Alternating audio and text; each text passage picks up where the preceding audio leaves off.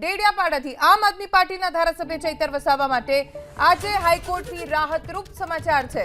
જામીન માટેની ચૈતર વસાવાની અરજીને હાઈકોર્ટે મંજૂર કરી છે। 5 જુલાઈએ આદિજાતિ વિકાસ કચેરીની સંકલન બેઠક દરમિયાન ભાજપ શાસિત તાલુકા પંચાયતના પ્રમુખ સંજય વસાવા પર હુમલો કરવાનો ચૈતર વસાવા પર આરોપ લાગ્યો હતો।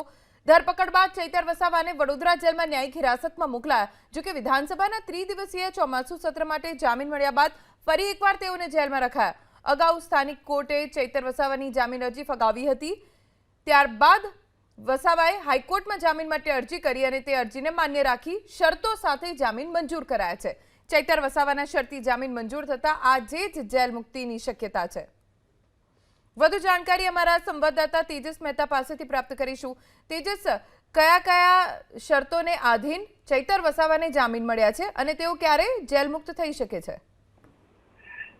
ધ્વનિ, શરતી જામીન ગુજરાત હાઈકોર્ટે મંજૂર કર્યા છે, જેમાં સામાન્યતઃ પાસપોર્ટ હોય તો સરેન્ડર કરવાનો, સાથે જ પોલીસ સ્ટેશનમાં નિયમિત હાજરી ભરાવવાની સાથેની શરતો હોય છે। તે શરતો ઉપરાંતની શરતો લાદવામાં આવી હોઈ શકે છે।